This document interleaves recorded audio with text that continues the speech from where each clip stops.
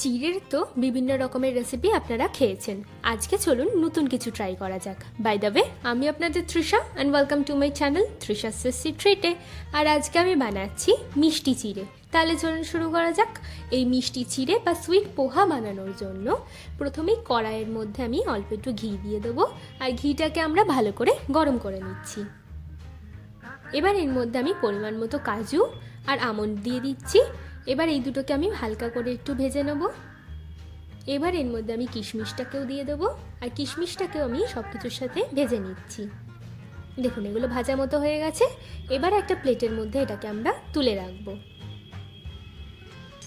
আচ্ছা, এবার এর মধ্যে আমি হাফ কাপ মতো গুড় দিয়ে হালকা করে একটু মিশিয়ে নেব। নিয়ে এর মধ্যে আমি একটা এলাচকে ফেটিয়ে দিয়ে দেবো, আর গুড়টাকে গলে যাওয়া পর্যন্ত আমরা কন্টিনিউ নাড়তে থাকবো। এবার এর মধ্যে আমি পরিমাণ মতো জল দিয়ে দিচ্ছি, দিয়ে এটাকে আমরা ভালো করে মিশিয়ে ফুটিয়ে নেব। দেখুন এটা আমাদের ফুটে গেছে, আমাদের কিন্তু এটা রেডি হয়ে গেছে।